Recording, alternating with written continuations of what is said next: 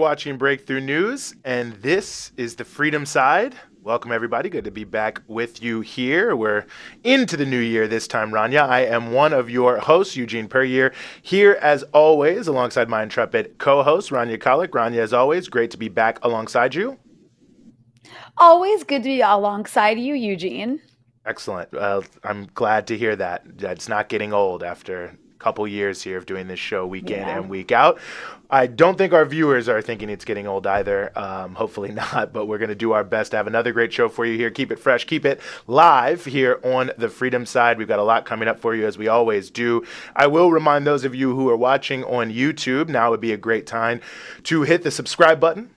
Then make sure you hit the bell so that you get the alerts for the things that you have subscribed to, so that way you don't have to go too far to check out all the great content we are producing here on Breakthrough News, including, among other things, Dispatches with Rania Khalek. And of course, if you are watching on Free Speech TV, you don't need to really do anything at all. You just need to keep watching, and shout out to the whole Free Speech TV team for allowing us to come to you on their platform as well. Rania, as we get into today's show, are there other things you would like our viewers to be aware of? Well, in addition, Eugene, to liking, subscribing, and sharing our content, you can become a supporter of Breakthrough News by going to patreon.com/Breakthrough News and becoming a member for as little as $5 a month. In doing so, you can access exclusive merch like this very cool Breakthrough News mug that both me and Eugene have, in addition to other merch. But most importantly, and also exclusive content, but most importantly, you can help support independent media in order to make Breakthrough News run and grow. We have to have video editors and producers and be able to travel places so we can cover things on the ground. And in order to do all of that and bring you all of this excellent programming like the Freedom Side Live and Dispatches and the China Report and the Socialist Program and all the content you have come to know and love on Breakthrough News, we need that funding. So please do become a member if you are able to. Even small donations make a huge difference. You guys can also donate in the live chat on YouTube if you want to do a one-time donation, or you can go to breakthroughnews.org and make a one-time donation there. And if you're someone with a bigger purse with a bigger bank account, and you want to make an even bigger donation, there's definitely ways you can do that too. You could just reach out to us at Breakthrough News. But seriously, supporting independent media is crucial, especially as we're about to have a Trump administration. Not that, the two parties are that different, but Trump is on the attack, you guys, and we are in his crosshairs. So again, patreon.com/Breakthrough News, the easiest and simplest way for as little as $5 a month. But also, really think about how much you like us here at Breakthrough News and want to keep us going and growing. And if you have that money, spend it. Yeah, if you got that grandma-sized purse, I guess you just reach down in there and that Mary make a donation. And if you have like a little candy or something, you can give to us as well.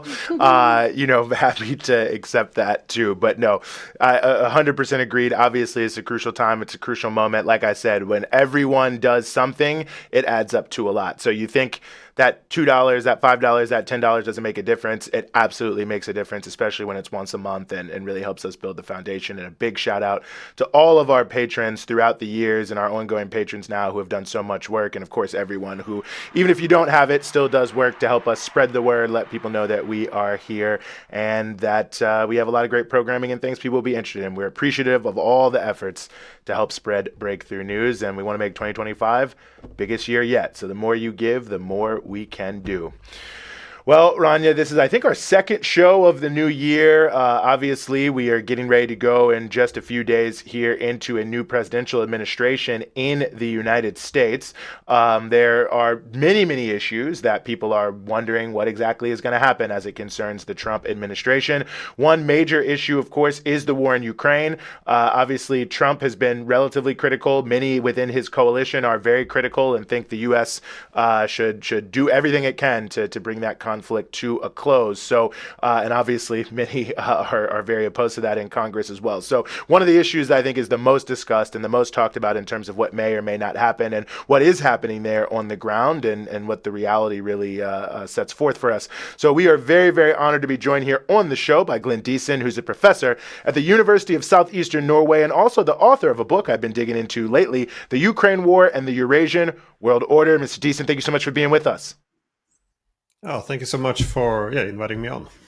Well, great to have you here with us. Earlier today, I saw that Mr. Keith Kellogg, General Keith Kellogg, who is going to be Trump's special envoy for Ukraine, has said that he's setting for himself a 100-day timeline starting on January 20th to end the war in Ukraine, that he's going to try to find a way to wind it down somehow, some way. How realistic does that seem to you? I mean, obviously, the war situation is not going well for Ukraine, but it does seem that there's quite a bit of resistance on the Ukrainian side to what to many seem, I think, like the most realistic options for a deal. At least, extending it from 24 hours to ending the war to 100 days, it does seem more realistic, but it is a challenge. And again, I don't doubt that Trump genuinely wants to end the war. I think he sees it as too expensive. It can't be won. And probably more importantly for him, it's also pushing Russia and China closer together, which is creating other consequences such as de-dollarization, decoupling from the U.S. in supply chains, a lot of things which is very bad for the United States' relative power in the world. So I think he wants to end this, but again, I'm a bit skeptical because it's what the Russians want now is a big ask, because they demand the core demand they had, which was initially agreed 3 years ago in Istanbul, was that Ukraine would restore its neutrality. There is no more NATO expansion. But that was the Istanbul agreement. Now, of course, after 3 years of war, there's also territorial concessions. So that's why it's referred to as Istanbul Plus. That is, restoring neutrality plus territorial concessions. So it's very difficult for Trump to deliver on this, given that he's the big deal maker. So I'm a bit skeptical to what extent it's possible to end this war. But you mentioned the Ukraine having some resistance. I think it's mostly from Zelensky. Again, if you look at the polling across Ukraine, there's not a single oblast left in Ukraine where they actually have a majority for wanting to continue the war. In the last poll I saw, only 16% support Zelensky, so they don't want this war. But again, Zelensky does. But again, the only reason why the war continues is because the US and to a lesser extent some Europeans keep supporting it. So if Trump pulls the plug, the war is over. It doesn't really matter what Zelensky thinks. That's really interesting. You mentioned a poll number like that when Zelensky, is always trotted out as being this like real Democrat, like democratically beloved leader. But, I'm curious when it comes to the issue of Ukraine and, whatever it is Trump might want to do or not want to do, what is the ongoing impact on Europe? And moreover, has this war been in Europe's interest? I mean, I know the answer to that, but obviously, the people in charge of European policy tend to be in that Atlanticist camp. But yeah, I'm just curious, what has been the impact on Europe? And is there perhaps a shift in Europe when it comes to how they feel about going on with this war? Well, first, just let me say with Zelensky, he did win on a democratic platform, but also on a peace platform. He won in 2019. He got a landslide victory with 73% of the votes. But this was on the basis of ending the war, so negotiating with Donbass, making peace with Russia, and implementing the Minsk agreement. He was then pressured by various non-governmental organizations and extreme right-wing forces, which the US and other European countries had allied themselves with. So after this, he became less and less popular. And when Medvedchuk, the main opposition, became more popular than him, he threw him in jail and later stripped him of his Ukrainian citizenship. So not so much democratic anymore, as he has cancelled all opposition parties and subordinated the media to himself. But But in terms of Europe, I don't think anyone in Europe would anymore consider this to be in their interest. Again, if you go back to 2008, when NATO membership was promised to Ukraine, at least future membership, the Europeans knew that this would cause war. Merkel referred to it at that time as Moscow would interpret it as a declaration of war. So they were hesitant for a long time. But now things are kind of strange, because it looks like the Americans are pulling a bit back. Meanwhile, the Europeans are really very fearful that peace might break out. So they are very committed to this. Initially, they weren't this, but they assumed that Russia could be defeated on the battlefield. Its economy would collapse if enough sanctions would be pushed on it, and also the international community would isolate Russia. None of the above has happened. The Russian economy is growing. It's now the fourth largest in the world, according to the World Bank. They're defeating NATO's army, which is built, the Ukrainian army, which NATO has built, and while the West isolates Russia, it's been embraced by the rest of the world.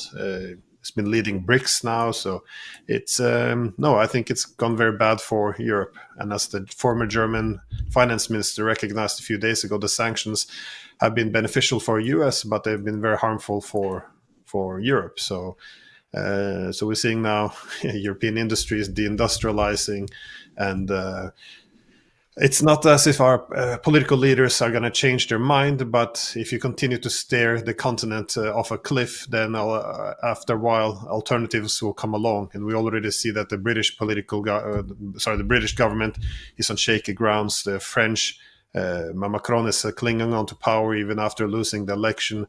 The Germans are considering banning the main opposition party, which is AfD. Austria's just brought in a new party now, who will form a government, and they are opposed to sending more weapons to Ukraine. They want to make peace with Russia. You see Slovakia, Hungary suggesting the same. Italy doesn't want to send more weapons. So the mood is definitely shifting. We lost the war. That is, NATO lost the war. And slowly we'll come to terms with this. But there seems to be concerns about Trump pushing this peace and ending the war. Yeah, no, it's an interesting reality when peace seems to be something that many people feel is the more dangerous option in the ruling circles in many countries. But, it's an interesting, I think, commentary, the point you were making about what people were considering would happen to Russia, that it would collapse, that all these different, negative impacts would happen. I mean, what do you think that says about and we talk a lot about the multipolar world. You, of course, have the new book, The Ukraine War and the Eurasian World Order, which is discussing this quite a bit. I mean, not that the U.S. is not extremely powerful, not that the West can't do many things, not that they have not been able to carry out a proxy war that undoubtedly has harmed Russia, even though if it hasn't collapsed it. But does this say something about the era of unipolarity, that despite what seems like the will to crush Russia, the West has not been able to do so?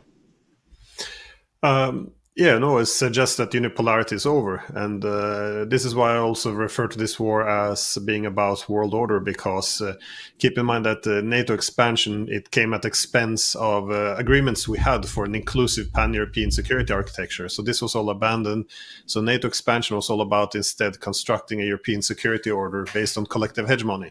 That is a Europe which Russia wouldn't belong to, which unavoidably becomes a Europe against Russia. And this is why at least me, I've been warning for the past 20 years that this would take us towards war, which it has. But again, unipolarity was always going to be a temporary phenomenon, because it's premised on the idea that you have to keep down all other rising powers emerging at the periphery. So the reason why I think it's also damaging for the United States is after a while it will exhaust its resources, it will go further down in debt, it will cause social problems, political divisions. And while it's exhausting its resources, which is transferred from the core to the periphery, you see then the rivals beginning to collectively balance the United States. And not just rivals of America, but you also see friends and allies.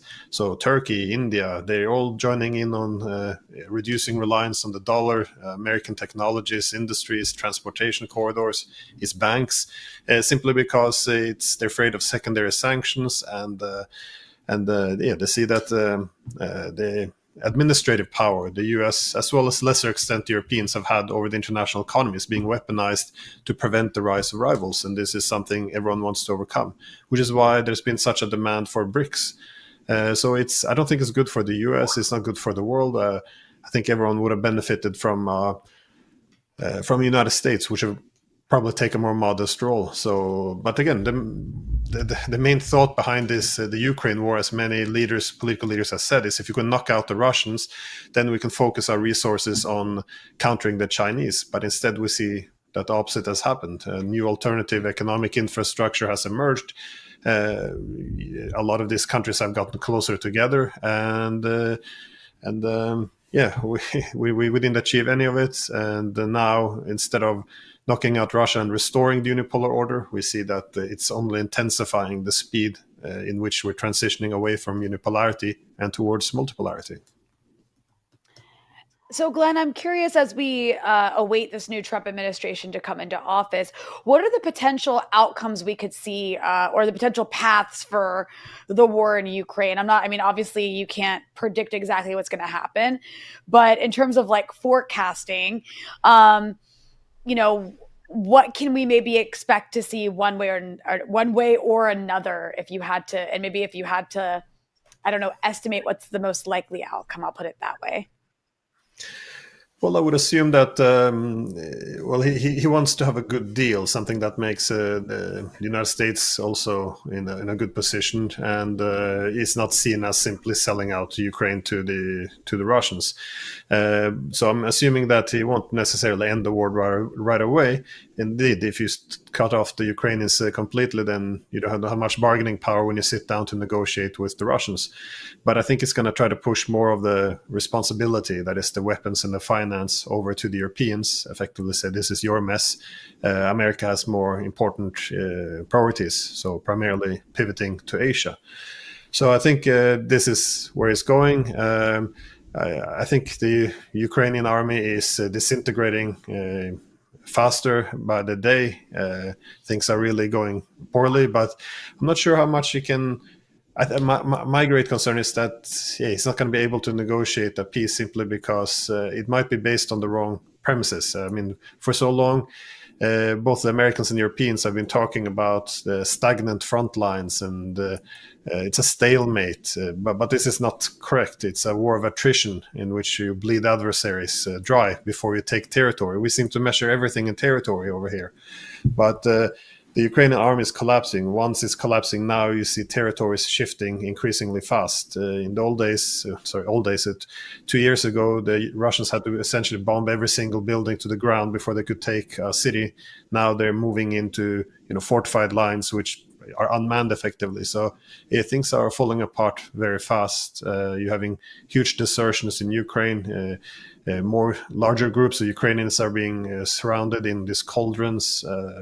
The weapons are falling apart, communication is breaking down, morale is dropping. So things are quite horrible. And I guess this is also a negative thing. If you're going to make a peace deal, there's no way Ukraine can get out of this well. And for a country that has suffered so much, lost hundreds of thousands of men and its territory, it's going to be very hard to sell the horrible deal, which we'll end up with now. Mm. Well, a lot to not look forward to, but a lot to be seen, I guess, as we have the incoming administration here and even the final days of the Biden administration and others. Glenn Deason, professor at University of Southeastern Norway and author of the book, The Ukraine War and the Eurasian World Order, which I've been enjoying quite a bit. Thanks so much for giving us some of your time here on the Freedom Side. Thanks again for the invitation. Mm-hmm. Rania?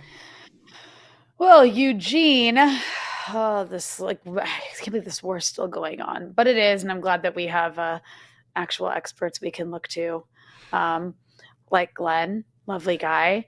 I'm not sure if there's anything you want to add before I shift to just wanting to say something funny about our next topic. Nothing particular. Just to say, I suspect that despite a lot of Democrats saying that they don't want to see the U.S. change position on Ukraine, that they will also shift more into a camp of working more with the Trump administration to bring it to a close. We could talk about later why I think that is the case, but the most notable thing to me was when they had the last budget reconciliation deal and the issue became, will they have funding for Ukraine? And that was like the first thing they were willing to ditch to keep the government going. I think that the way things are shifting here, I don't know how long it will take, but I suspect that people will be surprised at the sort of bipartisan shift and how this plays out. I could be wrong, but nonetheless, maybe I'm, anyway, we could talk about it later. But yes, please, if you want to we'll see. lighten We'll the mood definitely here. see. Yeah, no, time will tell. Time will tell. Before we shift to our next topic, I just feel kind of sad that nobody has congratulated me. I have a new president. Yeah, I was going to say, I did, well, I didn't want you to, I know we had some heavy topics to start the show, so I didn't want to start with you popping champagne and celebrating, the end of 2 years of political deadlock, the beautiful democratic process that came together there in Lebanon. I mean, it's just what's interesting to me is like it's such a tiny country, how little it matters to the world. But the U.S. was really invested in imposing a president on Lebanon, So was France. and it got its way. Though imposing is a very black and white term there because it was imposed by the U.S. and the Saudis. But at the same time, you did have Hezbollah and its ally, one of its allies at least, play a role in making it happen too. So we'll have to wait and see. But we have a new president in Lebanon called Joseph Aoun, not to be mistaken with the previous president, Michel Aoun. And no one in the world really seems to care. But just wanted to throw that out there because today there was a lot of traffic and I actually had to turn around and cancel where I was going because it just wasn't moving because of the whole president thing. All the dignitaries had to stop traffic to have their motorcades go through. It was you got to go. You got to shake the hand. You got to get that photo. Well, yes, I yet to be seen. It was top news. It does matter. I don't want you all in Lebanon to think none of us care about you. It's high news all around the world. Many people are discussing it and talking about it. One thing I will say before we move on to our next guest is Gideon Sa'ar, who I believe is the new defense minister of Israel, tweeted out for congratulations, and he hopes to see neighborly relations between Lebanon and Israel, Lebanon's new president. And all I could think about that was the fact that Israel today actually killed somebody in the south. I think they targeted a vehicle and demolished several homes. So all I could think was how neighborly. It's like that meme with the Grim Reaper, going to every door. I feel like if you get congratulated by Israel for taking over an Arab country, you better watch out. Yeah, tough situation. But nonetheless, we all hope for greater unity and solidarity amongst the Lebanese people and the broader region. So we will hope for the best there. Obviously, we're all hoping for something to happen soon, ASAP, in 2 seconds if possible, to curtail the genocide that is ongoing in Gaza, which is continuing apace. The number of dead in Gaza went over 46,000 today, according to the Gaza Ministry of Health. So there are so many different elements and so many different fronts of what's happening here. Of course, there's also what's happening in the occupied territories in the quote-unquote West Bank. One element is going on is that the issue of sport is becoming a major issue as it concerns what's happening with the genocide in Gaza, the ongoing ethnic cleansing and apartheid occupation of other parts of Palestine, and what that means for the various Israeli sports teams and what should be happening. So to get into all of this and probably a little bit more, we are very, very happy to welcome back to the show Ashish Prashar, who's a political strategist and former advisor to a Middle East peace envoy. Ashish, thank you so much for being with us. Thanks for having me, guys. Well, great to have you here, and I appreciate you for actually putting this issue on our radar. FIFA, who many of us know, the sort of powerful institution that controls all of international football, has been very much in the dock, and you can explain a lot of the details here, but I know we've got the World Cup qualifiers coming up in 2026, and Norway, which is in the group with Israel, is now pushing FIFA, I think, to do a deeper investigation. The Palestinian Association, I know, has been pushing for Israel to be pushed out and has done a lot on that front. And now Israel is trying to get the head of Palestinian football, I guess, kicked out as well. So a lot to be discussed here about boycotts and what FIFA should be doing and its own guidelines. So I've just laid a lot out there for you, but maybe give us a sense of how, at least initial sense of how sport is really starting to play football in particular into the issue of holding Israel accountable for its own actions.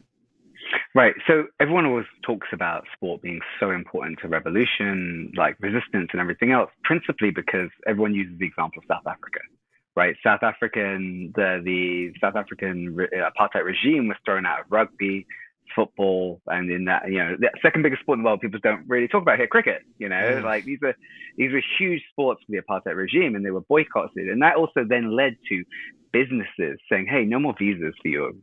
No more. It made it acceptable, as now it was in the culture that we don't want to play against these guys. So if it's okay for sports people not to play against these guys, why should I have work next to a apartheid regime South African, right? It then trickles down. The reason there's been such resistance for normalizing the sanctioning and boycotting and throwing out of Israel of all these entities and arenas is because what it leads to is acceptability that countries might not want to give Israelis visas, businesses might not want to give Israelis jobs and permanent residencies that leads to. And sports has such a strong cultural impact, especially football. As everyone outside of America knows, this is the world's biggest sport. It's the only sport, frankly. And the reason Israel is holding on so hard to this is it knows what dominoes it could actually have, the impact on their reputation in the world. But let me be clear, FIFA's double standard around solidarity here is all there for everyone to see, pretty much like Western Europe and America, right? In 2022, FIFA banned Russia in 4 days after its invasion of Ukraine. And it issued a unequivocal joint statement with UEFA, which is the European footballing body, that basically said that football is fully united here in full solidarity with all the people affected in Ukraine. No such sentiment or solidarity has been given to the people of Gaza or Palestine. But here's the kicker, and this is the part that while everybody's protesting FIFA, while everyone's protesting Gianni Infantino, who, by the way, was Israel's pick to be the FIFA president. He's friends with these guys, friends with the president, President Herzog. So, getting him to do this is a stretch at the best. But, here's the kicker. They didn't kick Russia out because they invaded Ukraine. FIFA, you have to remember, this is the kind of organization that gave World Cups to Qatar, who used slaves to build stadiums. Russia in 2018, after it already took Crimea. So if we really cared about Ukraine, maybe the Europeans would have had an issue with Russia hosting the World Cup in 2018, whatever anyone's politics are. They banned Russia because too many European countries refused to play them. So it damaged the integrity of the competition. Over a dozen teams in Europe refused to play them. And it was the reason that verdict was held up in the court of arbitration against Russia, the sports court of arbitration. And that's why it was a success for FIFA. The hypocrisy, I think, for everybody, the fans, people like you and me, anyone who watches, is the allowance to wave Ukrainian flags at football games. There's been partnerships between football teams and the Ukrainian national team to have as a Liverpool team in the UK, they have the Ukrainian flag on their kit. Now, if you carry a Palestinian flag to a game, you're thrown out or it's taken from you, or, it's seen as there's something that can cause hate to another community. Now, that's where I think everybody can call out the actual hypocrisy. But in essence, people are going after what organizers and activists and BDS need to focus on is the football associations themselves. The people who run football in England, Spain, Ireland, Denmark. If you get a dozen of them to boycott Israel, the integrity of the game becomes a question. And I think we're going at it about it the wrong way by putting all the pressure in the world on a body, frankly, that has no morals, no matter what it writes in its constitution about caring about the morals of the world, and we stand by oppressed people and all that stuff. All the language is all great, but it's like any other social good language on any other company website at this point. FIFA is so corporate, it doesn't actually care about those values. It cares about the game going forward, the integrity of it more so. And if people really want to make a difference, no one's going to get probably England or Germany to boycott Israel at this point. We're arming Israel to the teeth, and Prince William is the head of the Football Association in the UK. And we all know that the royal family's history of genocide is not great either. So it's not like they're going to come out and speak out about it. But look at all those countries that outwardly support Palestine: Ireland, Spain, Denmark, so many countries in Europe that if the fans and the BDS movement can focus on lobbying the heads of those football authorities to say that we will not play Israel, the game collapses effectively, meaning FIFA and UEFA will have to make a decision about banning them. Because if we're talking about tactics right now, that's the only way to get them thrown out, because FIFA has no morals, it has no values, and it doesn't actually care, frankly, even if you're blonde and blue-eyed and Ukrainian. In fact, it doesn't care about these issues at all. They just don't want the game to collapse and money to be taken out of their pocket. I appreciate, I don't want to shift too much from sports, which Eugene thinks I hate. I don't hate it. I just don't know as much as Eugene knows about sports. And also, I just want to clarify that I do understand, me and Eugene were having a conversation before this, and I joked around that I thought this was American football. And there's a few things I still don't. I know I don't even live in the U.S. anymore, but there's a few things I still cannot accept, and that is centimeters, kilos, and that you guys call soccer football. But regardless, no, but in all seriousness, I don't want to shift too much away from that. But I do want to ask you also, Ashish, because it would be wrong not to, since I actually had you on Dispatches a couple months ago to talk about this very issue, the fact that we did just see Congress, or at least the House of Representatives, vote to sanction the ICC over its attempted arrest warrant for Netanyahu and Yoav Gallant, and sanction anybody it says associated with the ICC. Now, I know there's still a process that has to go through, and has to make it to the Senate, then the president would have to sign it. But I'm just curious, given that this is fresh news, what your comments on that are, because that's a pretty big deal. I mean, I think in our discussion on Dispatches, we've talked about the reason that Prosecutor Khan played this so carefully. Again, I think they knew they were going to get sanctioned. I think they knew there'd be political fallout. I think that's why he put Hamas in the arrest warrant. It was, if he went after just the Israeli war criminals, which he frankly should be doing at this point, he thought he could thread the needle by adding a couple of people from Hamas on there. Now, I think he played it wrong. He should have just done what he'd done, knowing that he was actually going to get sanctioned regardless. There was no way the United States was going to allow the ICC to go after the Israelis. And there was no way the United States was going to allow the ICC to get away with this freely. But I also think when they eventually announced that those warrants were going to be issued, I think they knew this was coming. Judges had already been threatened. Prosecutors have been threatened. People have already talked about how they've been lobbied directly from the United Kingdom and German governments as well not to issue these. There's also been interventions on behalf of Israel. They did everything they could to stop the warrants. So I think by the time they accepted they were going to announce the arrest warrants, they knew the next thing would be that the US would sanction them, because the European Union and European nations, anyone signed up to the Rome Statute, was not going to break its own law by doing that. So they already knew that it was going to come from the United States. And given that they announced it around the time of the election, knowing that Trump could get in, who had already sanctioned the ICC in the past, it was a foregone conclusion. These individuals are not going to come to the United States. They're going to stay there. They're probably going to have their lives turned upside down if they get these sanctions through. But they did what was right in the end.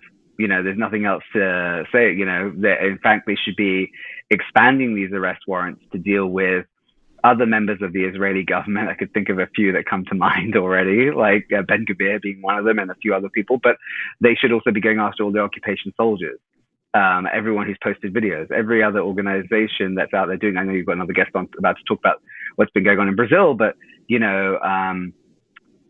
think the ICC took its action knowing that they were going to get punished for taking that action. The question is, do the European allies support this and what they say publicly? Because they are signatories of the Rome Statute. And do they go against the US?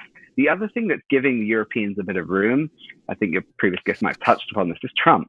Think of it as Biden. I think the Europeans would have a really hard time separating themselves from any American action.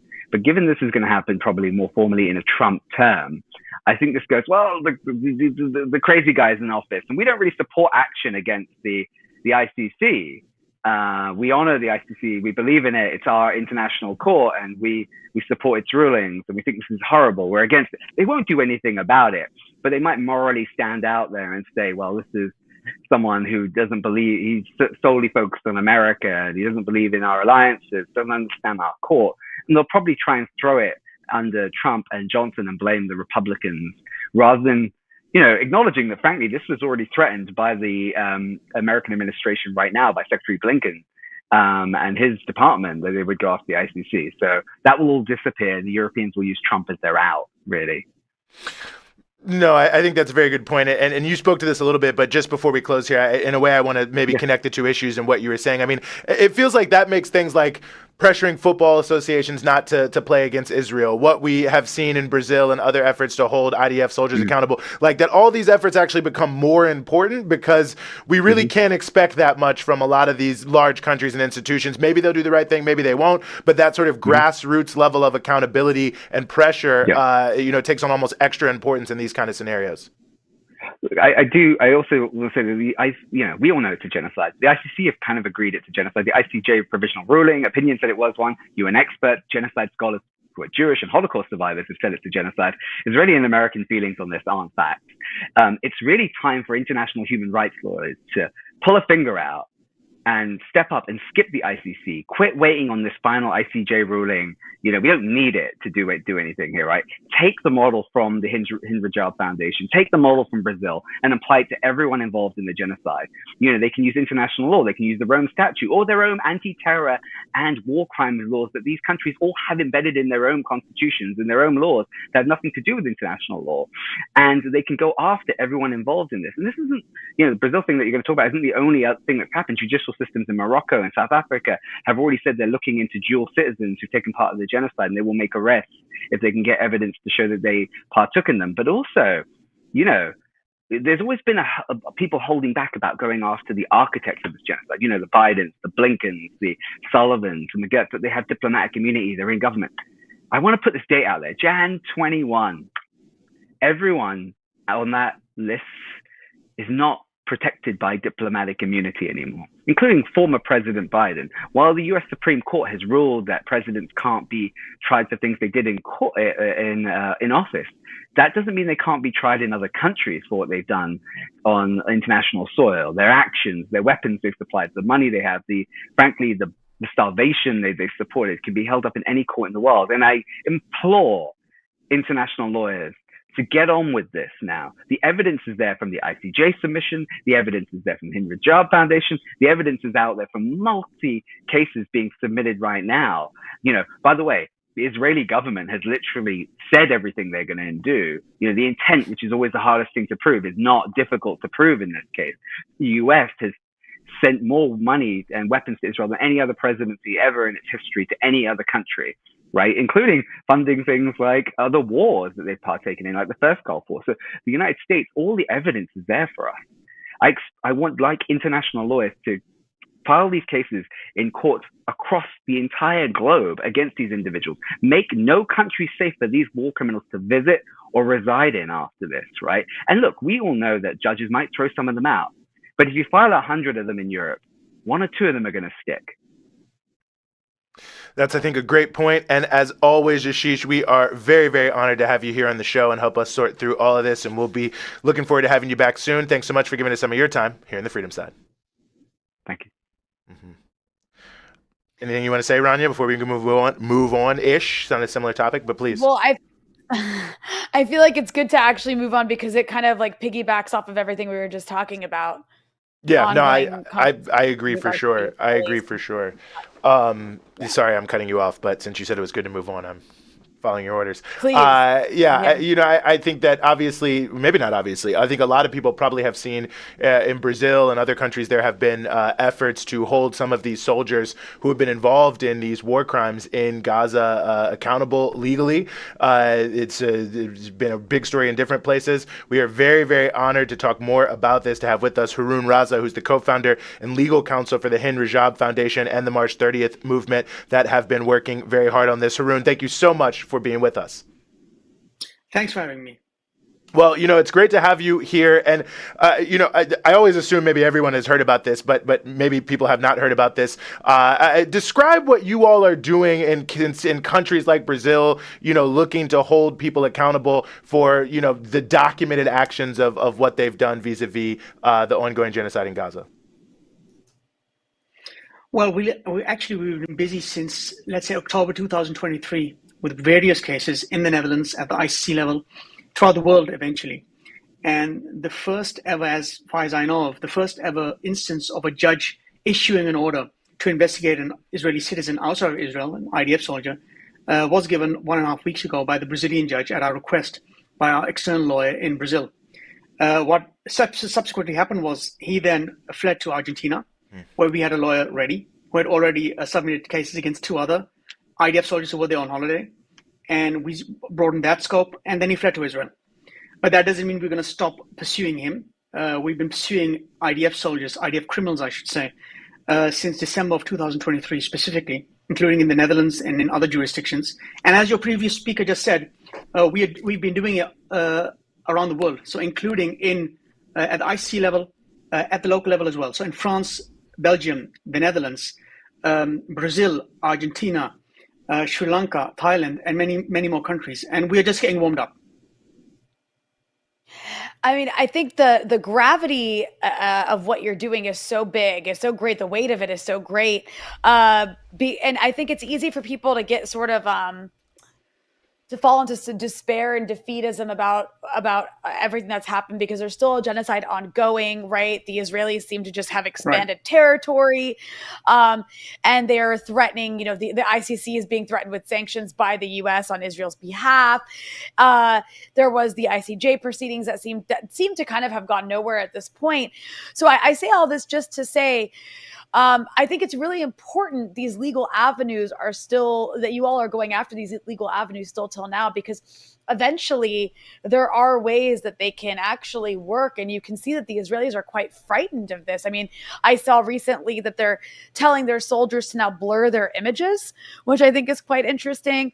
And I know there's been attacks specifically on the Hind Rajab Foundation by the Israelis trying to say, oh, it's just a front for terrorists. I mean, that's kind of what they say about anything that challenges Israeli crimes. But I guess I'm wondering if you could just speak to the importance of not giving up on that legal avenue, because I know it can seem tedious and like maybe it's going nowhere, but actually, from what I see, the Israelis are quite threatened by the kind of work that your organization is doing. Well, I think this is the first time in recent history, since the inception of the so-called State of Israel, that IDF soldiers or anybody who's responsible for war crimes from Israel is scared. I've never seen them scared in recent history. So that's one thing we've already achieved, alhamdulillah.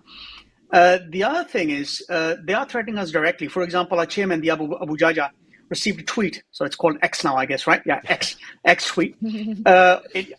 I'm old.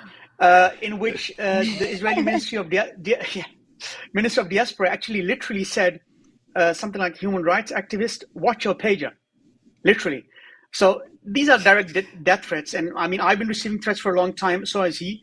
But I said this yesterday on another show. I said, look, it's very simple. We are an organization of volunteers, and there are thousands of us all over the globe. If one of us falls, the next will stand, and so forth. So we're not going to stop anytime soon. And again, we're just getting warmed up.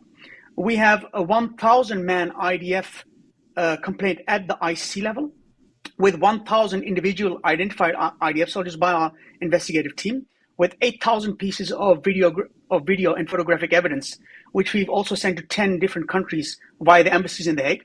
We've also asked those countries to put these individuals on the national and international arrest warrant list and make sure that they can't fly. For example, we've asked Turkey to do that. We've asked Pakistan to do that. We've asked South Africa to do that, Spain, Ireland, etc. And what I think we are going to achieve in the short term, or on the short term, is that Israeli war criminals, I should say, will be scared, and let's have them scared for once in a lifetime, will be scared to travel. Mm-hmm. That's the first thing we'll achieve. The same goes for other Israeli war criminals, because our cases are not only aimed towards Israeli war criminals, Israeli IDF war criminals, but also ministers, other people who are in charge and higher up in the command and control structure of the IDF, but also in the administration of the occupied territories in Gaza and the West Bank. And we're starting to see the success now. So that's one piece of news I can give you, and something which we are quite proud of. The other thing is international law works slowly. So that means we have to be ready to be in it for the long haul, and we are. Like, when we started this through the March 30th movement in October and November of 2023, we already agreed upon, look, this is not going to happen within a few months. We won't reach success within a few months or 1 year. It might take 2 years, 3 years, 5 years, 10 years, but we are more than willing to wait that time, as long as each and every IDF war criminal and Zionist war criminal is eventually, inshallah, brought to justice. And we will not rest until this happens eventually. No, I think it's critically important, and you know, I mean, there's multiple different levels to it. I mean, holding them accountable, and I mean, it's so blatant what so many of these soldiers are doing. I think many of us who have been following the terrible situation all across the occupied territories, I mean, it's amazing to see them, you know, share these videos with such impunity, and I think that's why this work has been so moving to so many around the world. And I guess I just want to ask you, you know, in sort of a slightly separate piece to that, you know, the Hind Rajab Foundation. I mean, it seems like such the perfect name in many ways when you think about what you all are doing to hold these people accountable and who she was. And I just was hoping you could just say, for those who maybe don't know, who was Hind Rajab? Well, Hind Rajab was a little girl who was massacred by the IDF, as we know, while she called, let's say 911 in the States, and begged for help. And we heard I'm sorry, I get emotional about this. Sorry. We heard no, brother, this is part of life.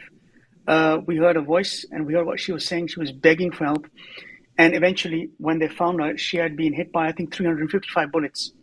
That's who Hind Rajab was, and we had already started the March 30th movement. However, she was the inspiration for us to start an organization specialized in so-called offensive litigation. You have many organizations in the Palestinian movement and the broader movement which specialize in litigation, but we hadn't seen anything regarding offensive litigation where we go after and legally hunt these war criminals. So she inspired us. Inshallah, she's in Jannah right now. She inspired us to start this legal fight, and she gives us strength every day whenever we think of the name and think of her. And inshallah, we won't let her down. Thank you.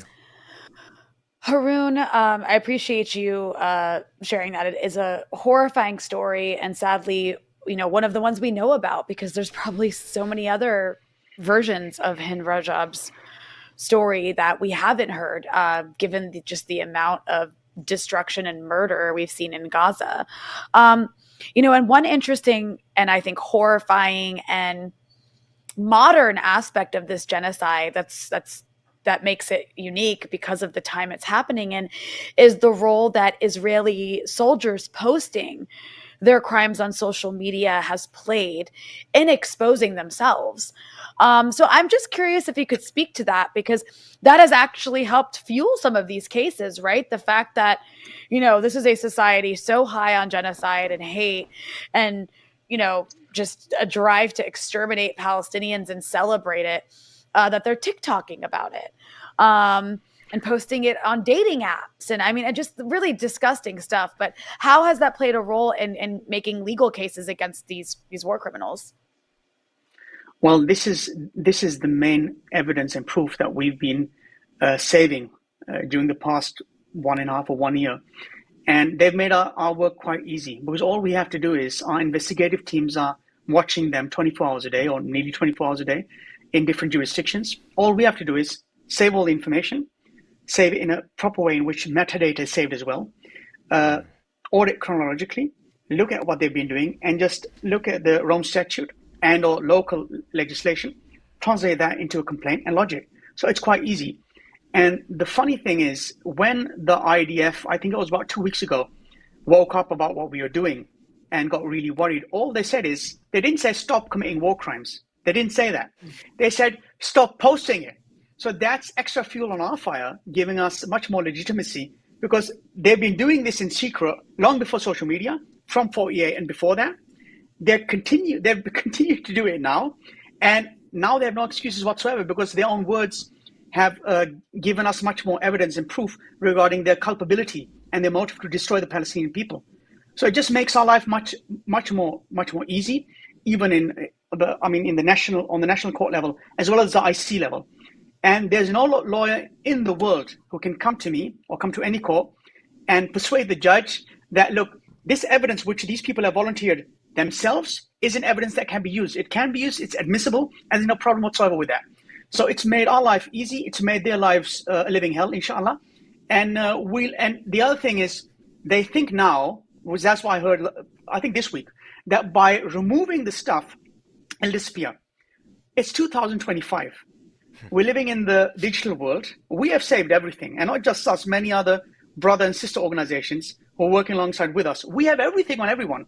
So they can delete what they like. We've already tagged everything, have it safely stored, and as soon as we see any of them anywhere in the world, we pounce.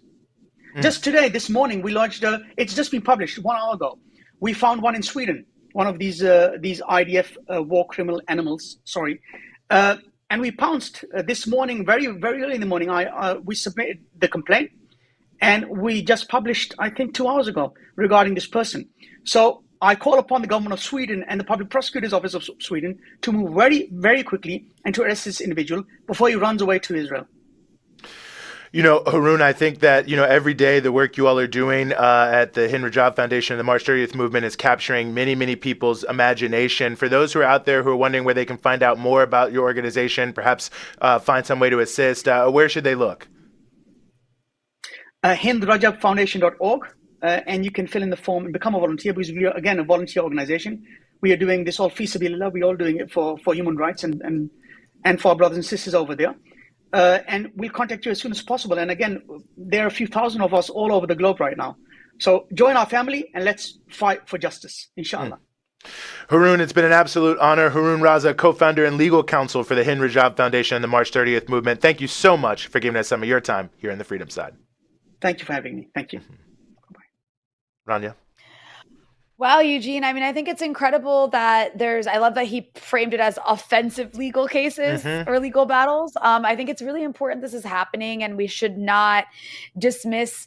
I know it seems that every single institution has failed Palestine. Absolutely. Every institution in the world has. That doesn't mean it cannot be used moving forward to hold people accountable. And I really do believe that this is just the beginning. Yeah, I think you're right. And I mean, look, they seem shook. Like, whatever anyone can say, I mean, like, everyone has been talking about, I can't believe people are posting these terrible images, and they just keep posting them. And this seems to now all of a sudden, it's like, whoa, wait a second, maybe we shouldn't do that. And I think that, it's hard for me not to say right on, you know what I mean? Because at the end of the day, like, to think that you look at people who are breaking into people's homes, stealing people's stuff, burning them down, blowing them up, torturing people, killing people. You think about the dogs they sicked on the young man with Down syndrome. Like, the things that these people are doing are I don't even know it's like the words are almost failing me because so many of them are so contemptible. I mean, putting some of this stuff on dating profiles, like, I mean, what is wrong with you? Like, I mean, it's unbelievable. So to think that you're just going to go on some nice vacation in Brazil or in Argentina or in Bali, or, a lot of them like to go to India, that's the whole big thing. You go to the Israeli military, then you go to India and smoke weed for 6 months. Like, nah, like, come on now. Like, this is ridiculous. Like, someone has to hold these people accountable. So I think that a team of volunteers, going after people under the applicable laws, like, it ain't like this is lawless. This is actually based on the legal codes internationally and in these countries. I don't know what else to say. I just have to say it's amazing to see, and I think it's well deserved, quite frankly, based on what these people have documented. Like, not what we say they're doing, what they are putting on their own stuff. Right. And so, no, I mean, I think it's horrifying. There's definitely something very voyeuristic and like creepy that has a reality TV-esque nature to it in the TikTok era, that should be studied, I don't know, academically at some point as a part of this genocide. But regardless, it is providing us with, and I appreciate that he noted, it's like this all used to just be hidden. The Israelis were always doing these things. It was just hidden. Now they're putting it on their social media accounts because it's something to brag about. And I mean, this is the last thing I'll say about this. There was this whole thing made about, these Israelis on dating apps. They'll be posting themselves like in women's lingerie, wearing like the undergarments of someone in a house in Gaza that they've destroyed, or maybe killed the people inside. Who knows? Or like they're posting themselves in front of a mosque they've destroyed as a part of their dating app. And somebody noted, like, they keep doing it. So obviously in this society that actually works to get people to swipe on you. And so, I mean, it just says something, about Israeli society in general, among many other things. But anyways, I'm glad that these legal cases are happening. I hope they continue, and let's hope that Israelis feel increasingly unsafe going to other countries because they might face arrest, Israeli soldiers, for the crimes they've committed in Gaza and beyond. Yep. And an easy way to stop it, just stop committing war crimes and genocide. That's all you got to do. Not that hard.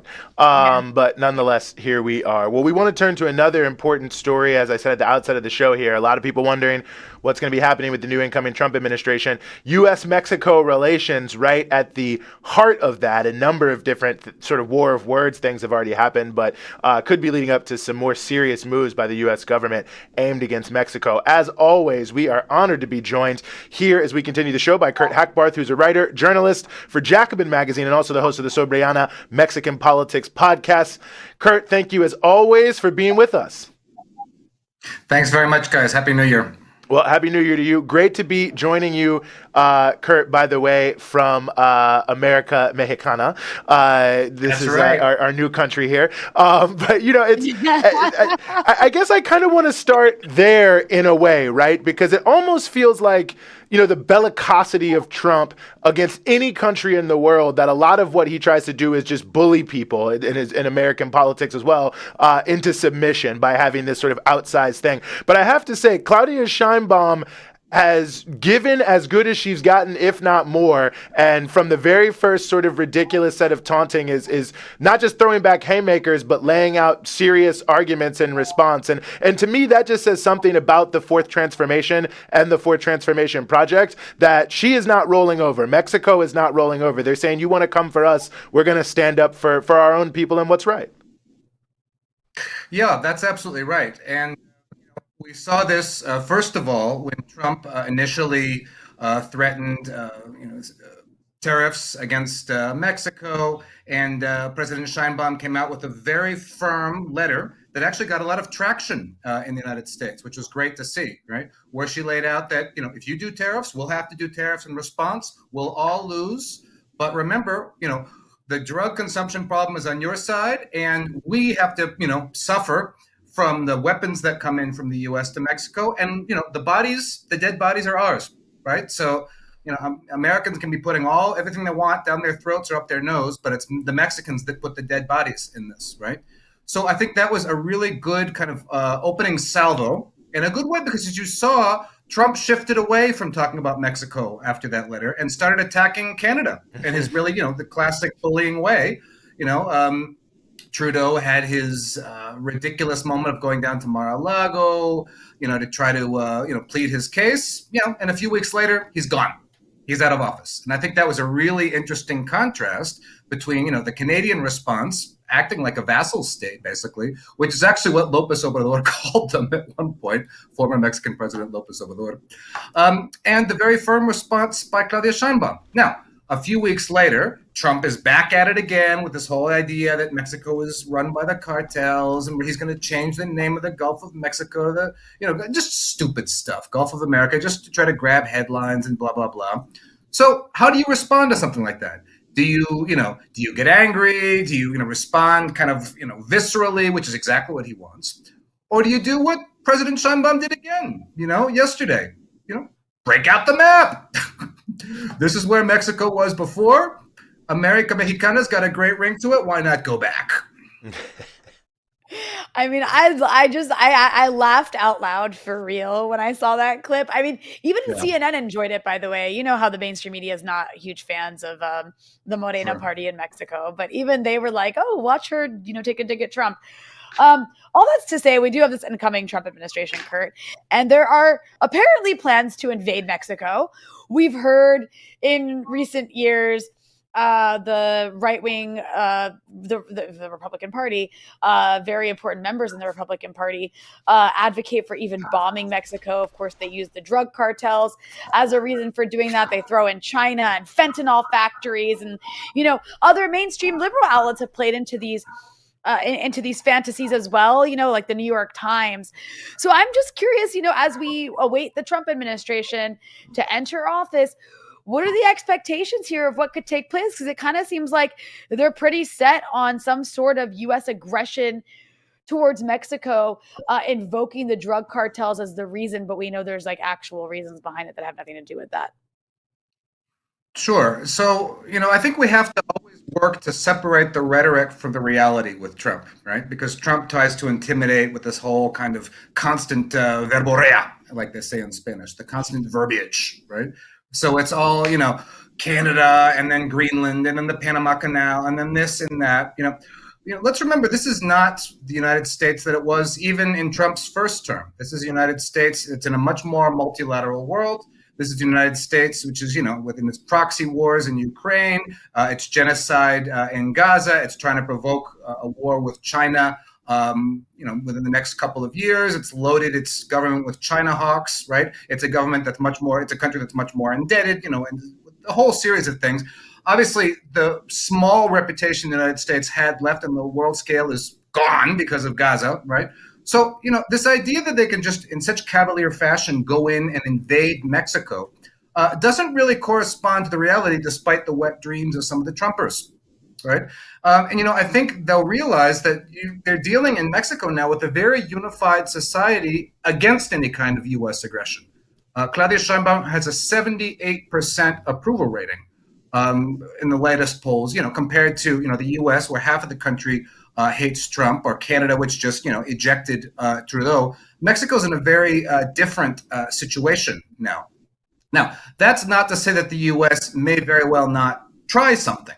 And it's very worrying that the new ambassador, the new U.S. ambassador in Mexico, who's going to be replacing Ken Salazar, is Ron Johnson, a former Green Beret. And we know the Green Berets, they specialize in covert ops, right? And also a former CIA spook, right? So Ron Johnson was very active in the El Salvador Civil War back in the late 70s and early 80s, when the U.S. was arming, financing, and training death squads in El Salvador to terrorize, torture, mutilate, and disappear the Salvadorian population. And all those people were trained up at Fort Benning at the School of the Americas, right? And then he went on, he went on to Panama in the Noriega years. In the CIA, he was over helping to break up Yugoslavia. So, Ron Johnson is a very clear destabilizing factor. And I said very clearly Mexico should reject his credentials. They very likely won't, but they should. And so he's going to be there in this new embassy building, the largest embassy building in the world now in Mexico City. And that's obviously clearly a worrying factor. While I don't see, U.S. troops crossing the border or anything, like that, I see very likely the possibility of, covert ops, sending in special forces, kidnapping Mexican citizens, always with the pretext that they're, terrorists because they want to declare the cartel's foreign terrorist organization, always with the pretext that they're cartel members and they're narcos and this and that.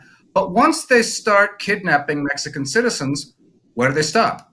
Could they then just kidnap uncomfortable journalists? Could they kidnap activists? Could they then kidnap politicians, even politicians in office? Remember that the U.S. press during the presidential campaign this year was trying to drum up a false story that López Obrador was tied to the drug cartels, right? And that involved ProPublica and the New York Times and all this. They had no evidence to it.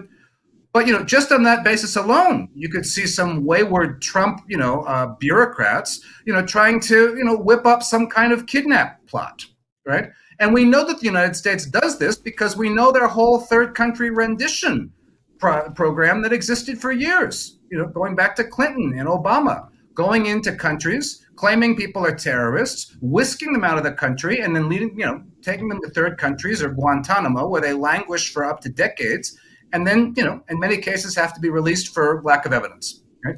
So this is what is more worrying to me. Not that there's going to be a full frontal invasion, but that they could, try to send in special ops teams in coordination with Ron Johnson over at the embassy, and violate Mexican sovereignty up and down. And I think that could lead to a very slippery slope.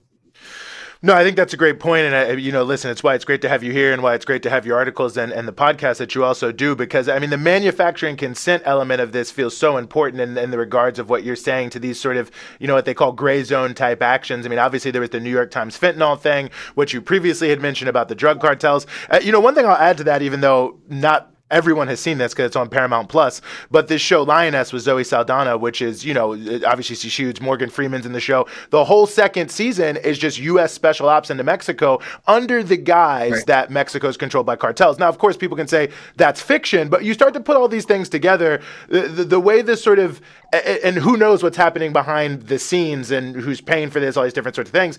But it just seems like the manufacturing consent element of this and like the quote unquote liberal media, liberal Hollywood has an extra pernicious effect, because I think a lot of progressive, liberal-minded people are excited about what's happening in Mexico. So if you can kind of put that kind of creeping doubt in their minds, it plays an important role in pushing these sorts of policies, even under someone like Trump. I think it absolutely does, right? Because as we've seen across, Latin America, there's always been the attempt to use, drug trafficking and narco trafficking as a way to destabilize any government that just has a whiff of progressivism about it. They tried narco AMLO last year, just like they tried to use narco Evo before. It's the same playbook. It's the same exact playbook, and they'll try it again and again. And we just saw, you mentioned this New York Times piece on fentanyl. There is no balder example of trying to manufacture consent than that most recent New York Times piece by Natalie Kitreff and Paulina Villegas. There's no balder example, right? They go in and they claim that they're, going into Culiacan, Sinaloa, and they're in a fentanyl lab. First of all, I had a string on this on Twitter that happened to go viral. First of all, the whole piece is what I call is written with this kind of obnoxious protagonism of putting themselves in the center of the piece, right? We did this. We went in. We put on hazmat suits. We had to wait in the hotel until the time was right. We were hearing shots outside, right? Then, at the end, we had to grab our phones and run out. Like it was some kind of cheesy Netflix script instead of serious, serious journalism with, backing up your claims, right? I called it on our podcast a kind of a narco tourism porn, right? Where somebody from rich countries can go in, whip themselves up and to be the center of the story and try to pass off something that is very unlikely.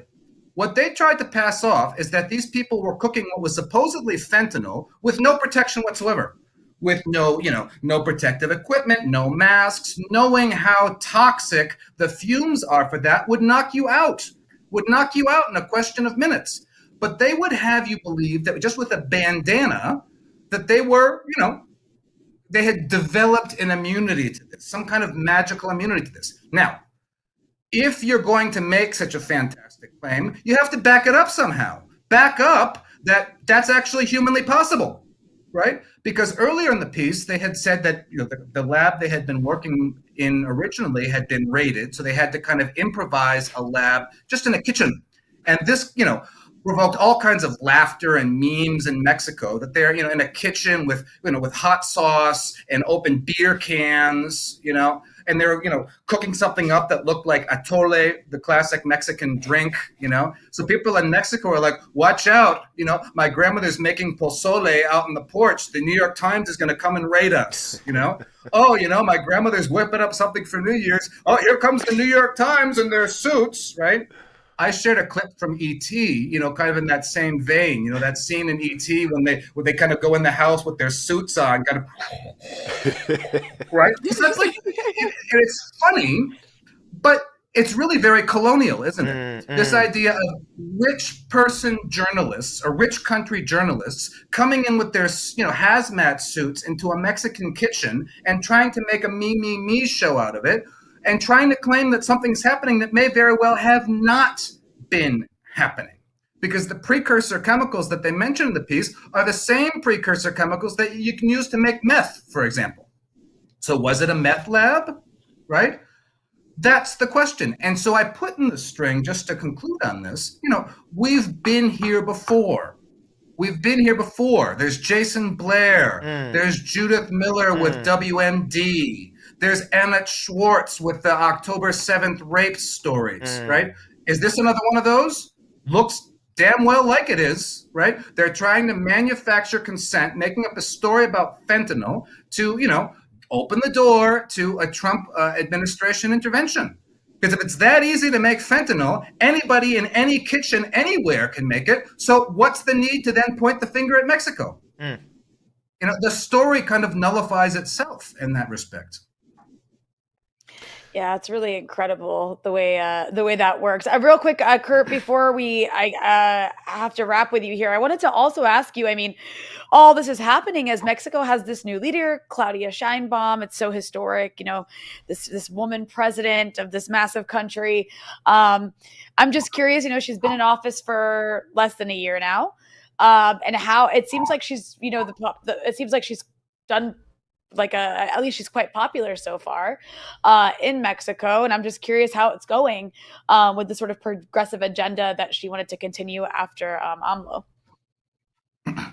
It's going well. I met earlier on that she has that very high approval rating. She's going to be celebrating her 100 days on the Zocalo of Mexico City coming up in a few days.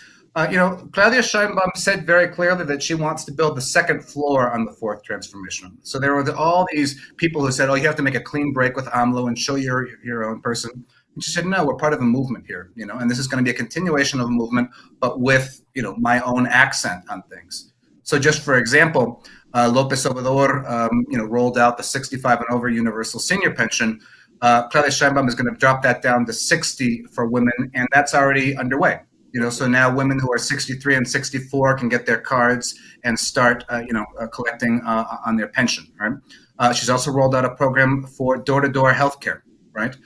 Which is, we go to door-to-door to see what you need, right? Especially for senior citizens. A lot of times we're shut in or can't get out or don't even know that they have healthcare options. So that's been another one of her early rollouts. They're also working on building 2 new train lines from Mexico City up to the U.S. border, one to Nogales, one to Nuevo Laredo. They want to build a Mexican electric car with Mexico's own lithium, of course. Put a satellite into space. So, this is not your mother's Mexico in that sense. It's like, it's a different country in that sense. And it's interesting that I think the U.S. population, because I think of Sheinbaum's the letter and her response in American Mexicana, are finally kind of realizing that something interesting is going on down here. A little late, but it's good to see. Mm-hmm, mm-hmm. Well, listen, if you're watching this and wondering how you know more about Mexico, follow Kurt Hackbarth on Twitter. Follow his byline at Jacobin Magazine and the Sobre Ania, the Mexican Politics podcast. It's a must listen. Kurt, thank you as always for joining us here on the Freedom Side. Thanks so much, guys. Mm-hmm. Rania? Well, Eugene, as I always like to remind people, I did get to interview Claudia Sheinbaum with our colleague from People's Dispatch, Zoe Alexandra, who will be on this program later on in the hour. And so I do recommend people go check that interview out. It's actually in English because Claudia does speak English. Or President Claudia Sheinbaum. I was about to say, you really look too familiar well, right now. I'm Put some respect on her name. I feel like I'm on a first name basis. No, I take it back. Sorry, I got to have respect where respect is due. But no, it's just so incredible to see Trump going on the attack Mexico's an ally of the U.S. There's not this like humongous antagonism, right, at all, other than like Mexico trying to be like slightly progressive internally towards its own population, which is not allowed. But then to also see Trump like attacking Panama, which is basically very pro-U.S. And pretty much like a right-wing administration there, and just making even people like that angry is kind of wild to watch. It is indeed. It is indeed. Well, something else we're all watching is the labor movement here in the United States. Well, we should be watching it. If you're not, I don't know what you're doing right now, because workers are very much on the march and fighting back in a range of different companies and industries. And to discuss as much of this as we can get into in the time we have allowed, very, very, very honored to be joined here by John Russell, the freelance labor reporter based in Wheeling, West Virginia. It's with More Perfect Union and also the author of the Holler newsletter. John, thanks so much for being with us. Thank you guys for having me on. And man, your last guest was cooking there. As a person from Appalachia, I think we need to keep our eye on the ball on this fentanyl conversation. The opioid addiction came directly from U.S. companies and hit hard in Appalachia. You guys have a great show. Thanks for having me. No, I really appreciate that, and thank you so much, and I'm sure Kurt appreciates it as well. We ended the year last year, John, with a couple big high-profile strikes at both Starbucks and Amazon right before Christmas. Caught a lot of people's attention. I was in Central Virginia in my hometown, and everyone was talking about it. Not a lot of unions there, so it shows how it's really capturing a zeitgeist. Talk to us, if you could, about the importance of efforts like this, like Starbucks, like Amazon, these big national brands that everyone has heard of, but that are such notorious union busters. Yeah, Starbucks and Amazon and the rank and file workers that are making the progress there are showing the rest of the country what is possible when you step up in your workplace and you take power into your own hands. Because in the case of Starbucks, my buddy Kim Kelly writes about the tactic of salting being back, getting a job with the intent to unionize a store. There wasn't a Starbucks union, and then a few people got it in their heads to make one, and they did. And now it represents over, something around 525 stores, 11,000 workers. stores being added at a rapid pace, growing the power of this union to fight for their very first contract, in spite of, all of the union busting tactics kind of finding a home at the same time, with guys like Howard Schultz kind of heading up the opposition there. But, this was ordinary people at a place without a union. A lot of folks, the general public, are being reintroduced to the concept of unions.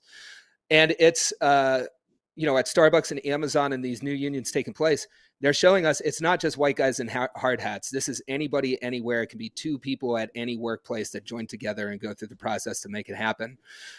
So it's really encouraging from Starbucks. I covered the Amazon labor union when they won a union election at the very first Amazon warehouse in 2022.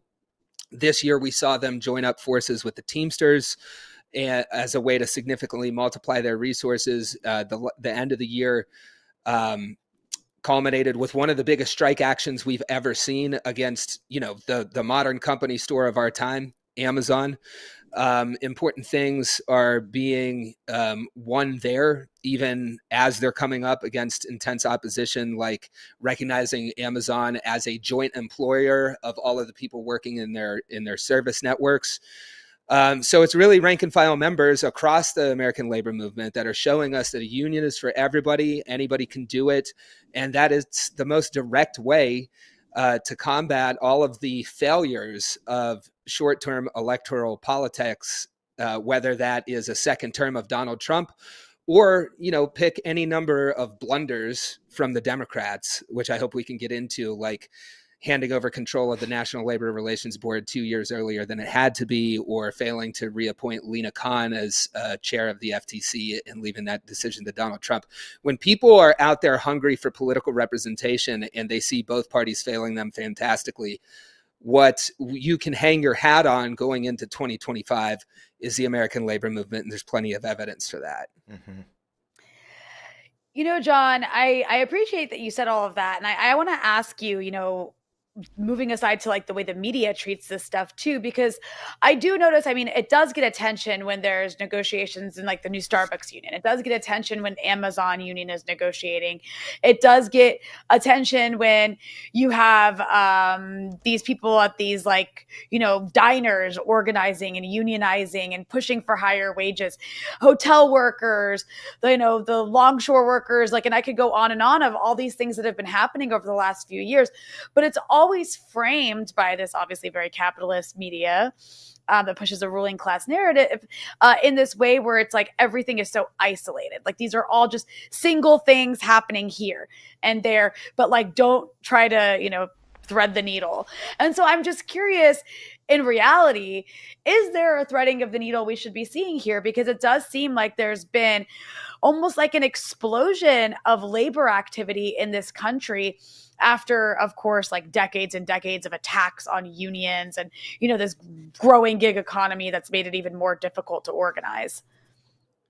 Yeah, there's so many directions to take that question. I think of the cartoonist who recently resigned from the Washington Post after her editorial cartoon showed, the tech billionaires Zuckerberg and Bezos, who owns the Washington Post, all contributing to Trump's, inaugural committee. That was what was depicted in the cartoon. The Post killed it. Of course, they're owned by Jeff Bezos, and then this cartoonist resigns. I think that's just kind of an indication of the pro-corporate bias that is covering this resurgence in labor. But it is a resurgence. Union elections are up 27% since last year. There's more than double the petitions received in 2021 through the NLRB. But I think it's what we're really seeing here. You talk about threading the needle in fighting against just isolated movements in the labor movement. We're seeing, this is a revolution for the labor movement itself, with major unions like the UAW coming off of a corruption scandal, in the early 2021, I think that was, electing new leadership that empowered the rank and file workers they got one member, one vote, and then they go immediately and win massive wage benefits, all kinds of things in their strike against the big three. right? That was a result of putting the power in workers' hands. And I think that also another way you see that show up is, rank and file workers working through their unions to speak out against what is being perpetrated upon the people of Gaza in our name. You have 7 major unions that are coming out calling for a ceasefire and an arms embargo that's being led by the rank and file workers there. And even in, older, more conservative union, you had a ceasefire resolution that was passed kind of against the wishes of AFL-CIO leadership that they had to post anyway, because this is coming from the rank and file. So when you're talking about, the corporate media may want to cover this as, isolated, a few Starbucks stores here and there unionizing, or one place with Amazon and the ALU up at JFK 8. But really what we're seeing is working people finding their power, discovering that, and working through their unions to fight for the world that we want. And there's a whole world out there to win. And I think workers are going to do it, and we see it happening. John, I'm glad you brought it up earlier, the NLRB issue. I saw Ro Khanna say it was an unforced error. I thought that was an understatement of the year, perhaps. But, maybe first and foremost, give people a sense of what the NLRB is. I think it's, one of these greatly important boards, but a lot of people don't know about it. And what happened with these 2 seats and the impact that could potentially have on workers around the country. Yeah, if you don't know, all of these organizing wins that we're talking about, whether that's, brand new unions like Starbucks, or a brand new union at the ALU, or the UAW winning their record contracts, whether it's the culinary workers who just unionized won their first contract at the Venetian, so that the Vegas Strip is now 100% unionized. All these labor wins, they're taking place under rules that are governed by the NLRB, this agency, which is basically the referee between management and unions, overseeing how the mechanics of how all of these wins can work. It was possible, and I'm going to give a layman's view of this. Basically, what happened is, if nothing else happened, the NLRB was going to remain under Democratic control for another 2 years, under the current regime that has allowed so many of these, that has helped so many of these wins happen. And then, because Democrats and Republicans were deadlocked in a vote over whether or not that would continue, and the vice president wasn't able to come in and break the tie, before Joe Manchin showed up and put it over into control of the Republicans. Now that's what's going to happen. We could have had favorable rule for 2 more years. The tie could have been broken by Vice President Harris, but it was not in time enough for Manchin to show up and do one last screw you on the way out. I'm sitting here in West Virginia. I want to say that the people of the state don't always necessarily align with their pro-corporate senator, but that's the basics of what happened. Mm-hmm. I mean, I feel like I keep asking a question similar to this, but it is because Trump's about to be president. And I think it's so interesting because, there's also, going back to the media issue, the way the media in the US, and again, this is a ruling class narrative, frames workers as like being naturally Republican or something, right? Those guys who just get their hands dirty, and like Republicans really represent them because they're all just so socially conservative. But all that's to say, Trump's coming into office, and he has tried to like appeal to the, average guy who like hates Democrats, because the Democrats don't follow through on anything they say they're going to do. So I'm just kind of curious, as we await Trump's ascendancy to office, what do you expect to see in the coming years, I guess, when it comes to the labor movement? I can't imagine it's going to become any less rowdy once Trump becomes president and Republicans take over. It's tough to peer into the crystal ball and see anything but absolute doom.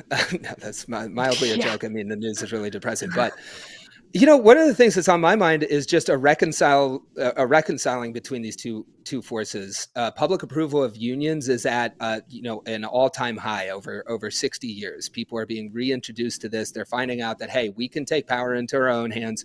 We don't have to wait around to win an election or count on politicians to actually do what they're going to say they're going to do. We can use collective power and collective action in the place where we sign our lives over to a boss for at least 8 hours of the day, and we can do this ourselves. That is reaching an all-time high. And, I go out and I cover culturally conservative areas of the country. The labor movement and fighting the class war and taking your power back, these are things that in my experience, Trump supporters are all about. The thing is, they believe that he's also about it as well. So I would look for a reconciling of those two things, because of course you can make a reasoned argument as to why Trump is lying about whose side he's on. He's from the billionaire class. He's always going to protect the billionaire class. And there's going to come a moment when his supporters who like the labor movement want to see things delivered that he is going to be unable to deliver. And that's why we see him lie so much. Oh, we're going to rename the Gulf of Mexico the Gulf of America. We're going to take Greenland. We're going to, there's going to be sunshine and rainbows and blah, blah, blah, blah, blah. He has to just keep these lies coming so he avoids that moment of reconciliation where the people who are pro-labor movement and also Trump supporters are going to expect him to deliver on lines of class power, which he'll never do, and he'll just pump out more lies. I would wait to see when that dam breaks, because when I'm out there doing my job, I can see people from all sides of the political spectrum realizing that there's no politician that's going to come save us, and that the wins that you can really count on are coming from the labor movement right now. I think that's so critical. And when you're out there doing your job, we really appreciate it, whether it's More Perfect Union, the Holler newsletter, which I hope everyone is checking out and sharing. We really appreciate you, John. And I have to say, good luck on Saturday. They got your Steelers as 10-point dogs. But hey, listen, I'm a Washington fan living in Baltimore, so I'd like to maybe see Pittsburgh get a little something. But nevertheless, really appreciate you, John Russell, for joining us here. Wing and a prayer, baby. Go Steelers. Thank you. Thanks so much, man. Rania, that was American football. Eugene, I know. Okay, I know what the Steelers means. I don't. Do you know what the Steelers mean? What city? What city? I think it's Pittsburgh. Oh, look at you. What about the Ravens? Baltimore? Okay, I just said that, though, so that's whatever. What about Washington? What's the team name? Oh, I forget it. It's like a name I can never God, the remember. Commanders. And we're on Sunday night. All right, 11 wins, first time in the playoffs in quite some time. So also, big weekend. Is this a condition of being respected? Is that I have to know football? Look, I'm not going to pretend to be someone I'm not, Eugene. It's like me pretending I enjoy hiking. Okay, well, it's actually... I don't love to hike. I'll do it if I have to. Not my favorite thing. I'm not going to pretend I like it. Just like I'm not going to pretend that I watch American football or sports generally speaking, and I am sorry to disappoint the audience if that matters to them. Well, look, if you want me to acknowledge that you're from the real Virginia, then you need to start liking football Sunday at 8 p.m. I never said I was from the real anything. I am from Nova. I'm no shame. I can't help where I was born, Eugene. Yeah, okay? Yeah, that's true. Well, let me tell you, who it will be a great weekend for? Vegas. I'm going to tell you that. Going to be a lot of money spent on a lot of games that I think could be pretty close. I think we need a sports program on this show. Well, maybe we should. It was your idea to talk about FIFA this week. So look, you're already kind of inching towards sports. Because when it comes to icing out Israel, you're all for it. Even if it, yes, in the sport, in any world, sports world, hiking world. You paid a little attention to the Olympics, though. I remember that. I do. Okay, so I watch those I'll watch the Super Bowl and enjoy it like a cultural event. I do enjoy the Olympics. I do enjoy the World Cup. Okay, I'm just not the in-between kind of person. Okay, fair enough. I'm not paying attention in the in-between times. I'll be back to you in mid-February for the Super Bowl then on that one. All right, let's not leave our next guest waiting, who is probably like, what are they talking about? I won't even get into her sports team, this year. Then we'll really be off topic here. Nonetheless, very important event happening tomorrow, the inauguration of Nicolas Maduro, president of Venezuela. Of course, the United States and a number of other countries are trying to claim he's not the president of Venezuela. So, of course, this has great geopolitical repercussions in terms of sanctions and other things like that. We are very honored to be joined once again here on the show by Zoe Alexandra, who's the editor of People's Dispatch and who is in Venezuela there to cover the events, this World Historic event. Zoe, thank you so much for being with us here on the show. Thanks so much for having me. And I'll just add that I'm a Boston Celtics fan. I did not think that you would want to admit that on air. I mean, at least it's a good team. But that's basketball, not football. But anyway, let's move on from there to Venezuela, where you currently are. Thanks for joining us while you're out in the field. I guess my first question for you is what is the feeling there in Venezuela? Because I think the sort of way this is being portrayed is like the country's at the very least split half and half. It's very on edge. You've got this, usurper who's going to be inaugurated tomorrow, but the real democratic president is, blah, blah, blah. Like, making it seem as if there's sort of high drama and chaos. And I wonder if that is really the state of affairs there in Venezuela. Well, the opposition is definitely trying to make it seem like that. And actually, just within the last hour, a major news item was reported and then quickly debunked, which was the fact that allegedly Maria Corina Machado was arrested by, people on motorcycles working for the Maduro regime. This is how it was reported. She was kidnapped. There was a lot of doubts about whether this news was true, but immediately I got an AP notification, got multiple mainstream news notifications. While on the ground, it was really not clear, and what the information that had been shared was really not verified. And within, I would say, 15 minutes to 30 minutes, the opposition themselves came out and said that this was not true. She is safe and sound. That this, alleged arrest and alleged kidnapping did not happen. The media headlines were truly astounding. Even, some of the right-wing presidents in the region, the Panamanian president calling for her to be released. I saw a really ridiculous headline from Blue Radio in Colombia saying she was violently detained. And there's no documentation of this, but they're just so eager to create this sort of imagined chaos, this situation of tension and violence. I was just driving around on the streets in Caracas, very calm. I was actually near and in the opposition neighborhood, couldn't really see anything. The videos that I've seen today from the opposition mobilization that was called for today by Edmundo Gonzalez and Maria Corina Machado was very small, a couple hundred people, not saying there's no one, couple hundred people.